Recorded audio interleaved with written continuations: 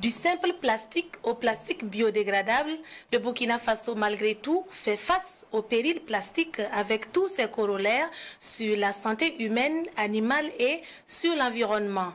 Mais une décision importante prise en Conseil de ministres du 2 octobre dernier laisse croire que rien n'est perdu. Il s'agit bien entendu de l'adoption ce jour d'un avant-projet de loi portant interdiction totale des emballages et sachets plastiques sur le territoire burkinabé. Cette décision donc historique du 2 octobre dernier restera sans doute gravée dans la mémoire collective des défenseurs de l'environnement. Bienvenue à vous, mesdames et messieurs, fidèles téléspectateurs de cette émission alternative, et merci de rester en notre compagnie pour 26 minutes d'échange, axé donc sur cette décision historique, bien entendu, celle d'interdire de façon stricte l'usage des sachets et emballages plastiques sur le sol burkinabé. Je reçois pour vous deux invités comme d'habitude. Il s'agit bien entendu de monsieur Emmanuel Diabouga, à ma droite, qui est inspecteur de l'environnement. Bienvenue à vous. Bonsoir, merci. Alors, en face de vous, nous avons monsieur Abdoulaye Lankwandé, qui est entrepreneur, mais également président de Green Concept Burkina, une structure, bien entendu, qui se bat au quotidien pour le bien de notre environnement. Bienvenue à vous. Merci. Alors, il sera question en 26 minutes d'échanger donc sur cette décision prise par le gouvernement burkinabé. En Conseil de ministres, donc, il s'agit de celle, comme je l'ai dit tout à l'heure, d'interdire de façon stricte l'entrée et l'usage, bien entendu, des emballages et des emballages plutôt plastiques au Burkina Faso. Alors, comment vous accueillez cette décision? Nous débutons avec M. Diabouga. D'accord. Bonsoir à vous et bonsoir à l'ensemble des téléspectateurs. Et moi, j'ai accueilli cette nouvelle avec une grande joie parce que il faut dire que c'est un combat qui a commencé depuis 2014 avec la première loi, mais bien avant, en tant que défenseur, n'est-ce pas, de l'environnement, tout ce qu'il y a comme action qui vise à nuire l'environnement, évidemment, pour nous, quand il y a des mesures qui permettent de les contrecarrer, alors on ne peut que accueillir cela avec joie. Donc pour moi, c'était une mesure essentielle qui était attendue d'ailleurs, voilà, qu'on renforce l'ancienne loi de 2014 donc, par rapport à la gestion des emballages et sachets plastiques. Alors, M. Lankwandé, et vous, comment l'avez-vous accueilli? Merci bien encore une fois à Burkina Info pour vraiment cette émission qui permet à ce qu'on rentre au cœur de tout ce qu'il faut ressortir pour trouver des canaux ou des canaux qui permettront à ce qu'effectivement, face aux défis qui se posent, qu'il y ait des solutions ou en tout cas des alternatives. Alors, quand vraiment le ministre est passé à la télé pour, c'est le 2 octobre, effectivement, pour cet avant-projet de loi portant donc sur les sachets et les emballages plastiques, alors pour moi, c'était déjà entendu, donc ça fait que ce n'était pas nouveau pour moi, parce que depuis 2014, je crois que c'était le 20 mai 2014, alors la même loi était sortie, c'est donc l'interdiction formelle de l'importation, de la commercialisation, de l'utilisation et de la production de ces sachets plastiques-là et de ces emballages. Donc maintenant, c'est la mise en œuvre qui n'avait vraiment pas été suivie. Donc, comme c'était déjà vu, ce qu'il faut attendre en tant que acteur de la société civile, c'est quelles sont les mesures qui vont être prises pour qu'effectivement, alors ça ne soit pas un mot de plus comme ce qui avait été déjà dit, mais une réalité qu'on va vivre, qu'on peut arriver à un certain moment où effectivement, on ne parle plus de déchets plastiques, donc sur le sol burkinabé. Alors, c'est un avant-projet de loi qui découle, comme vous venez de le dire, de la loi du 20 mai 2014. Est-ce à dire que cette loi du 20 mai 2014 fut un échec, M. Diabouga? Oh non, on ne va pas dire que ça a été un échec parce que cette loi a permis d'enclencher le processus, voilà, la prise de conscience que le plastique constitue un danger et ensuite le fait de légiférer sur le plastique. Je crois que ça a été un élément important. Maintenant, il y a, si vous voulez, la loi elle-même qui a été prise en 2014. Ensuite, à côté de la loi générique, il y a les textes d'application qui avaient été également prises en son temps pour permettre que, voilà, on puisse opérationnaliser la mise en œuvre de cette loi. Donc, du point de vue réglementaire, tout était là en fait. Il y a la loi et puis il y a les décrets d'application, les arrêtés. Donc, du point de vue réglementaire, tout était là. Maintenant, c'est la phase de mise en œuvre qu'il y a eu des aspects sur lesquels il fallait beaucoup plus travailler.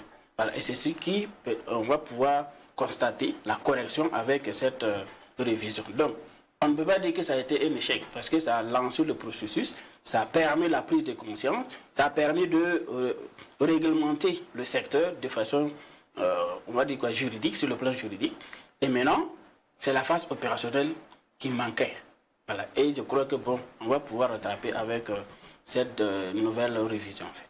Alors, M. Lankwande, en 2014, il y a eu, bien entendu, des appareils qui ont été acquis, en fait, pour le contrôle du type de sachet qui entre sur le sol burkinabé. Mais malgré tout, quand même, nous constatons que le péril plastique est toujours une réalité et inquiète. Ce qui, bien entendu, a conduit à cette nouvelle décision donc d'interdire de façon stricte les emballages et sachets plastiques sur le territoire. Alors, quelles étaient selon vous les limites de cette loi de 2014? Alors, je dirais que les limites de 2014 résultent des facteurs, j'allais dire, environnementaux. Pourquoi? Parce que si vous prenez entre le 20 mai et donc le 28, 29, 30 octobre, vous allez voir que c'est 5 mois. C'est-à-dire les acteurs qui ont réfléchi, qui ont travaillé, qui se sont mis en avant pour donc amener cette loi à venir à l'existence. Donc par le phénomène de l'insurrection populaire, toutes ces personnes-là, ces acteurs-là ont été mis à la touche. Alors, donc ça, c'est un facteur environnemental qui a fait qu'effectivement, la vision qu'il y avait, parce qu'il faut savoir que derrière une vision, il y a une volonté qui est attachée à cette vision-là. Donc, quand l'acteur n'est plus là pour mettre en place donc cette vision, automatiquement, il y a donc ce qu'on appelle un refroidissement ou un ralentissement donc, du projet. Donc, les conséquences de 2014, d'octobre 2014, je dirais, a vraiment joué en défaveur de cette loi. Alors, si vous prenez 2014, encore, il y a eu la période des élections qui sont venues, d'autres acteurs sont venus remplacer des acteurs qui étaient venus, qui avaient vraiment la bonne volonté, la dynamique d'avancer donc sur du concret sur le terrain, mais la phase encore s'est tiédie davantage avec donc la volonté de revenir donc aux normes, c'est-à-dire donc à la démocratie. Alors, pendant aussi que cet élan était en train d'enclencher, nous avons vu toute cette succession d'obstacles qui ont amené que nous sommes en train aujourd'hui de parler de refondation de notre République, donc y compris ces éléments qui, on pense que si les lois sont venues, étaient donc des tares. Alors, c'est maintenant qu'on pourra donc ramener ces éléments-là en surface et je crois, avec toute la sensibilisation et la bonne volonté des uns et des autres, on pourra construire quelque chose parce que maintenant on parle d'un Burkina propre au Burkinabé, donc ça passe par la conscientisation et l'éveil des consciences et tout ce qui peut nuire à notre développement. Monsieur Diabouga, mais on dit toujours que l'administration est une continuité. Quelles sont, selon vous, les limites de cette loi de 2014? Alors donc, c'est vrai, ce que le grand frère a développé, il y a eu ces facteurs. L'administration, c'est vrai, c'est une continuité. Maintenant, il faut dire que dans chaque administration, il y a quand même des dossiers, si on va dire, prioritaires. Voilà. Donc, il y a des éléments en fonction de la phase qu'on arrive aux affaires. Il y a ce qui peut être beaucoup plus donc, prioritaire. Mais il faut dire aussi que malgré ce contexte-là, le dossier du plastique n'a jamais été mis à l'écart. Voilà. Donc, maintenant, nous avons la chance que les acteurs actuels qui sont qui à la tête du ministère, voilà, ils sont des acteurs qui ont été au cœur du processus depuis 2014, quand on regarde le processus d'évolution des acteurs clés. Donc, la bonne volonté, c'est toujours là. Et l'engagement, on voit que ça ne fait que se renforcer, voilà, depuis qu'ils ils prennent aussi de la place dans l'espace de décision. Donc, c'est vrai, l'administration est une continuité et effectivement, ils ont continué, n'est-ce pas? Et voilà qu'aujourd'hui, on se retrouve avec une situation beaucoup plus renforcée, voilà, par rapport à la lutte contre tout ce qui est plastique au Burkina Faso. Alors, est-ce que, à quelque part, ce n'est pas la question donc de mobilisation, d'engagement ou peut-être de vision qui a manqué, Monsieur Lankwande? Parlant de mobilisation, de vision, j'allais plutôt dire de volonté. Parce que la volonté, c'est qu'on a d'abord diagnostiqué que ce qui est là est un réel danger. En ce moment, on met tout ce qu'il y a, ce qu'on a comme possibilité pour amener à ce qu'effectivement l'ensemble de la population adhère. Donc pour moi, c'est la volonté qui a manqué. Sinon la vision, elle était vraiment là, elle continue d'être là. La preuve en est qu'on parle de 2014 et 10 ans après on continue de parler. Donc la vision était là, c'est plutôt le manque de volonté. Mais autour de la volonté, il y a maintenant les ingrédients qui viennent donc entraîner tout le monde à être en synergie d'action pour atteindre les résultats qu'on attend. Et ça passe par la sensibilisation qui doit aller en profondeur pour ressortir l'emballage plastique. Quels donc sont ses avantages, quels sont ses inconvénients? Étudier scientifiquement, présenter donc aux consommateurs et aux producteurs. Quand on voit qu'effectivement il y a le danger, à ce moment-là, tout le monde s'approprie donc du projet et on va voir que la dynamique va enclencher ou en tout cas amener à ce qu'on arrive à un certain moment où on parle de taux zéro en ce qui concerne donc la production, la distribution, la consommation donc des emballages plastiques. Sinon, c'est la volonté et non pas la vision en ce que moi je pense. Alors, vous l'avez dit tous les deux, nous sommes dans une dynamique donc, de développement endogène et la question de l'environnement fait partie des questions prioritaires également. Alors, quelles sont les leçons à tirer, M. Diabouga, qui devront nous servir dans la mise en œuvre donc, de la nouvelle décision d'interdiction totale? Il y a plusieurs leçons à tirer. D'abord, sur le plan, en termes de portée, n'est-ce pas, du sujet, il ne faudra pas que ça reste un sujet du ministère de l'Environnement. Si c'est en fait sur les épaules voilà, du seul ministère, ça va être difficile.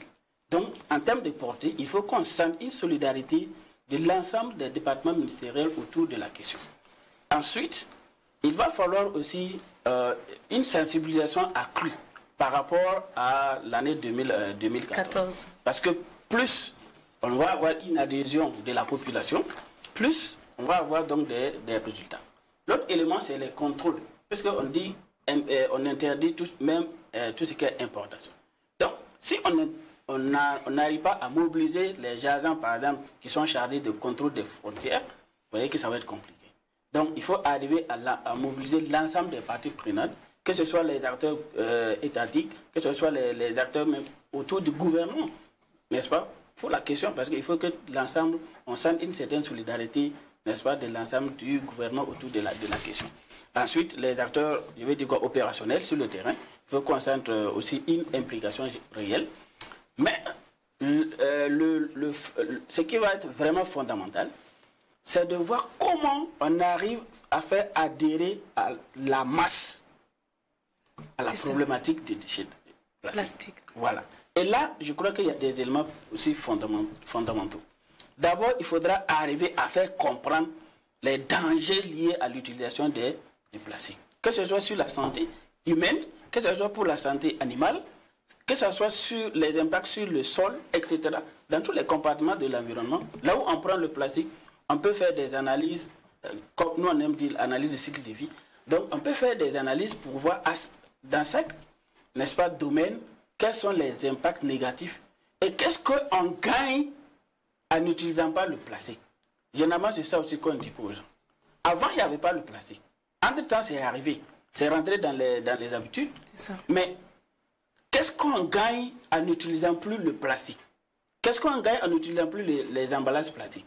C'est ça. C'est sur ce challenge-là qu'il faut amener les gens à comprendre. Parce qu'il y a la question économique également qui va se poser. Il y a une petite économie donc autour du plastique. Ce n'est même pas une petite économie. Parce qu'il y en a qui vivent que ça. Il y a des commerçants dont leur business model est basé sur ça. Il y a des entreprises dont leur business model est basé sur la production de plastique. Mais tout ça, il faudra arriver à dialoguer avec ces acteurs-là. Les producteurs, comme on appelle les importateurs et ceux qui partent vendre même dans les petits marchés avec leurs vélos. Il faut arriver à dialoguer avec tout le monde pour dire que ce n'est pas le seul secteur où les gens peuvent s'exercer. Il faut donc accompagner ces gens-là, ces acteurs clés pour la reconversion. Ça, au moins, c'est clair. Et ensuite, il faudra que le consommateur arrive à comprendre qu'on peut dépasser, on peut surpasser l'usage du plastique.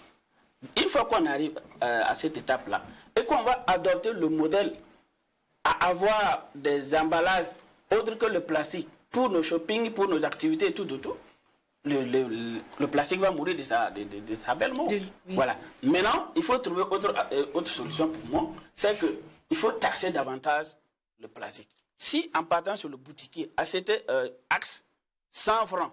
On me donne un sachet de 10 francs. Si ce sachet de 10 francs là, coûtait 200 francs, le boutiquier me va réfléchir à 2 fois avant de me le donner.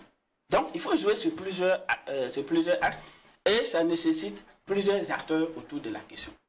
Voilà un peu ce que je peux dire. Le ministre a effectivement parlé de sévir plus.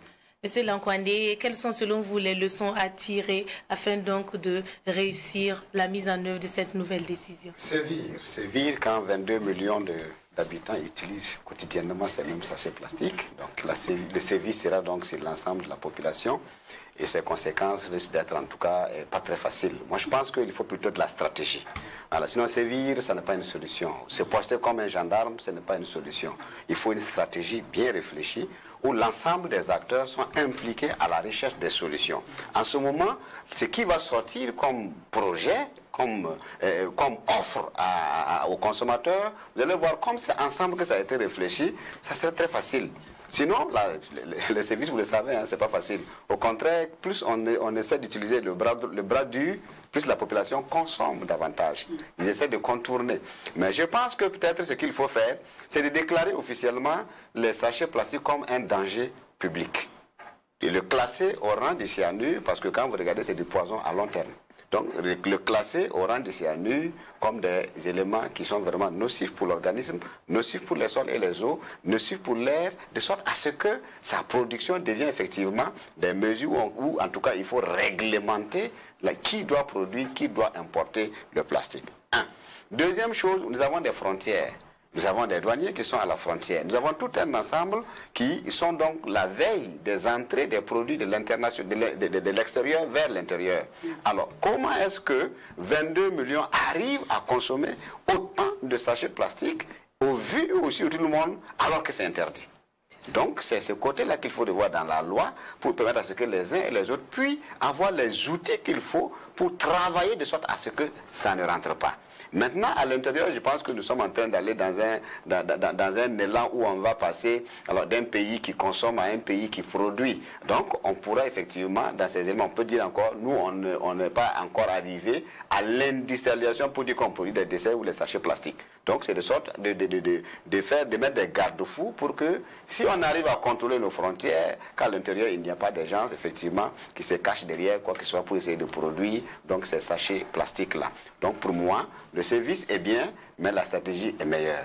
Alors, on parle de développement endogène, ce qui veut dire que les projets de développement ne doivent pas entièrement être adossés à l'aide extérieure. Alors, dans le contexte actuel où nous faisons face à un principal défi qui est celui sécuritaire, est-ce que vous pensez que cette mesure d'interdire de façon stricte les emballages plastiques, qui va sans doute nécessiter assez de moyens financiers, de moyens techniques, humains et ce qui s'ensuit, peut-elle être une réalité?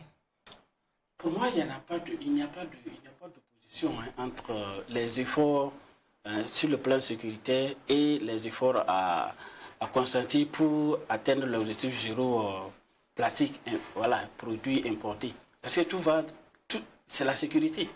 Voilà.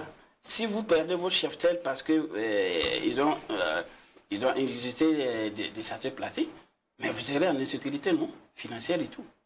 Donc, il n'y a pas pour moi d'opposition entre les deux. Seulement, il faut de la stratégie, comme disait le grand frère, parce que pour moi, tout va ensemble. Les ressources, si vous partez par exemple, souvent vous regardez les checkpoints par exemple de la sécurité. Là où on fait les contrôles, les pièces d'identité. Souvent, quand vous regardez le spectacle plastique, si on peut se permettre, mais c'est terrible, non? Donc, ça veut dire qu'à côté même... Il est possible, donc, bien sûr, en même temps... Bien sûr, et il le faut. Ça ne peut pas attendre. Les plastiques, on ne peut pas attendre la fin de la phase de mobilisation sécuritaire avant de revenir s'attaquer. Non, il faut le faire ensemble. Et simplement, il faut être dans une planification stratégique, de sorte que les ressources qui vont contribuer pour la sensibilisation, voilà, ça ne sera pas au détriment de la sécurité. Donc, Nous sommes dans un processus où le plus important, c'est amener les gens à comprendre la pédagogie. Et la pédagogie, c'est beaucoup plus la sensibilisation, la communication. Donc, je pense pas que la synergie d'action entre plusieurs ministères, comme vous l'avez dit. Oui. Et maintenant, ces actions de communication, de sensibilisation, là, pour moi, c'est vrai, ça nécessite de la ressource humaine, financière, mais il y a l'accompagnement aussi de la presse qui est là.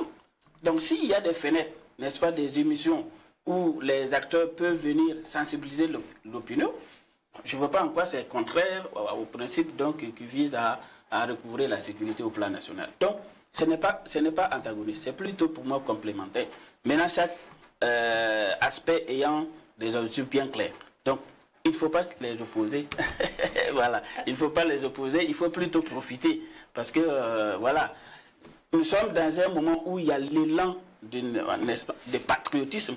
Pourquoi pas ne pas verser les actions, n'est-ce pas, de lutte contre le péril plastique dans le chapitre, n'est-ce pas, des actions, des actes patriotiques. Pourquoi pas? Puisque c'est le moment et ça va prendre. Voilà. Et si on peut mobiliser comment on appelle, les acteurs jusqu'à la base, n'est-ce pas, pour la veille citoyenne, on peut aussi profiter que ces actions de veille citoyenne soient également des actions de veille contre le péril plastique, non? Donc, il faut profiter de tous ces petits élans-là et puis faire passer le message, surtout lorsque c'est adopté, ben, ça va passer comme à la lettre. Alors, le ministre, en parlant donc de cette décision, a parlé de 6 mois donnés aux acteurs, en fait, pour se conformer à cette loi. Quel doit être le rôle des entreprises, des industries, des collectivités locales dans la mise en œuvre de cette décision, M. Lankwande? Alors, ce chapitre est réellement un chapitre qui fait mal. Mais quand ça fait mal, c'est là où on trouve vraiment le médicament qui tire pour donc soigner. Alors, il faut dire qu'il y a quand même eu, dans la communication du ministère, pour ne pas dire du ministre, des éléments qui, moi, m'ont laissé sur ma soif. C'est les éléments qu'il a présentés à la télé comme étant l'alternative au plastique. Alors, les ayant regardés sur la télé, j'ai fait rapidement une comparaison avec les sachets plastiques et je regarde qu'est-ce que je gagne en utilisant ce que le ministre a présenté par rapport à ce qui existe déjà. En comparant, je vois effectivement qu'en termes de facilité de manipulation, le plastique est beaucoup plus facile à manipuler, beaucoup plus discret, beaucoup plus camouflé, mais il est dangereux. Par contre, ce qui a été montré, c'est un objet dur, un peu plus volumineux, qui m'occupe de l'espace. Pourtant, nous sommes dans une dynamique où, de plus en plus, on va vers les objets qui occupent moins d'espace. Donc, j'aurais voulu qu'on nous présente des éléments qui défient toute concurrence. Ça veut dire qui est plus facile à manipuler, à manier que le plastique qu'on veut combattre. Et une fois que ça s'est présenté, qu'on regroupe maintenant tous ceux-là qui font l'importation, qui font la distribution, autour de ces éléments-là, en masse énorme, on met à leur disposition, où on leur dit, nous avons la possibilité, comme nous voulons tous ensemble, évacuer un objet pour le remplacer par un autre plus pratique et plus efficace. Voici, on vous donne tous les mécanismes qu'il faut pour qu'en 6 mois, c'est-à-dire à valeur économique, si vous ne gagnez pas plus, vous ne gagnez pas moins. En ce moment, c'est pourquoi je parle de stratégie, hein. En ce moment, la personne qui, comme il l'a dit plus haut, qu'il y a beaucoup de personnes qui ont tout basé leur économie, leur quotidien autour du plastique. En 6 mois, il ne peut pas le remplacer parce que tout plan d'action qui mène en tout cas à générer des revenus, 6 mois n'est pas suffisant pour vraiment l'outiller, l'équiper et être déjà au bénéfice. Ce n'est pas possible. Pendant qu'ils ont pris 1 an, 2 ans, 3 ans, 10 ans, sinon même 20, dans une économie qu'ils ont pu asseoir avec vraiment un tissu d'employés qu'ils ont, qui ne vivent, qui ne dépendent que de ça. Si à 6 mois on demande qu'ils se débarrassent sans qu'il y ait une alternative, comme l'émission le dit, c'est difficile. Donc c'est pourquoi... Est-ce que cette décision n'est pas précipitée, puisqu'il y a un travail en amont à faire, il faut pouvoir remplacer le plastique. Est-ce que cette réflexion, elle est déjà en cours? Et est-ce que les alternatives sont déjà connues? Bon, je vais compléter très rapidement ce que le grand frère a commencé. Oui. En fait, toute la difficulté des 6 mois, ce n'est pas la date butoir 6 mois là d'abord le problème. Maintenant, c'est tout ce qu'il y a comme enjeu autour. La préparation des acteurs, la communication, la sensibilisation et maintenant, en fait, l'accompagnement des acteurs pour aller à autre chose. C'est tout cet ensemble-là qu'il faut réussir. Donc, autour du ministre et toute son équipe, il faut véritablement la communication. Ensuite, pour nous, consommateurs lambda, c'est à nous aussi d'épouser, n'est-ce pas, l'idée des 6 mois. Si on s'assoit, on dit, bon, 6 mois c'est trop peu, donc on n'y peut rien. Évidemment, on ne pourra rien. Mais si on se met tout dans la dynamique que, bon, d'ici 6 mois, j'ai toute la latitude pour me conformer parce que, bon, c'est la décision qui est prise par mon gouvernement. On va se donner des efforts, nous aussi, pour modifier nos comportements de telle sorte que, quand même, la demande en plastique, qu'on arrive à arrêter ça. Donc, si on arrive à arrêter ça, c'est déjà un pas. Et maintenant, tout ce qu'il y a comme stratégie, comme le grand frère disait, là, c'est du rôle du stratégique. Voilà. Accompagner les acteurs, préparer les acteurs, trouver des financements sur le faux pour le secteur industriel qui va nous proposer des alternatives. Oui. Voilà. Là, ces financements-là, bon, en 6 mois, c'est à l'autorité d'apprécier la capacité de mobilisation financière pour accompagner les acteurs. Mais je me dis que, bon, si l'autorité a donné sa parole, c'est possible. Et moi, je n'aime pas où on dit que ce n'est pas possible. C'est toujours possible. On va essayer. Là où on est arrivé, là, on va tirer des leçons. Ce qu'il y a à arranger, on arrange et on continue. Mais au moins, au bout de 6 mois, là, si on a mis les énergies, si on a mis les moyens, si on a mis les finances, si on a sensibilisé, au moins, on aura évolué que 6 mois avant. Ça fait déjà un résultat. Et maintenant, au terme des 6 mois, les insuffisances, on les corrige et puis on avance. Parce que bon, ce n'est pas une course contre la mort. Voilà, très rapidement, nous allons donc mentionner quelques alternatives, Monsieur Lankwande, avant donc de mettre fin à cette émission, quelques alternatives très rapidement et des expériences dont on devrait s'inspirer pour réussir. Alors, d'accord, il faut aller très vite, comme vous l'avez dit, on court un peu le temps, mais parlons d'abord du cas du Rwanda. C'est un laboratoire assez ouvert, c'est vrai qu'ils sont inspirés du Burkina, mais dans l'inspiration, il y a toujours des éléments qui s'ajoutent. Et c'est sûr que le Burkina Faso a fait des missions pour donc déjà s'inspirer. Il y a aussi le cas du Japon. Le Japon, ça c'est question donc du patriotisme. Chacun marche avec son petit sachet. Quand il veut payer quelque chose, il met dedans et puis il retourne chez lui à la maison. Et si vous jetez un objet, un sachet plastique, si vous êtes étranger pour jeter un sachet plastique, vous allez voir celui qui est derrière vous le prend et puis il le range pour vous. Donc ça, c'est déjà un éveil de conscience qui peut être des éléments, si toutefois la sensibilisation est bien menée. Je crois avec les 3 luttes de Sankara, en faire aussi une lutte, sachet plastique à l'intérieur, on peut vraiment réussir ça.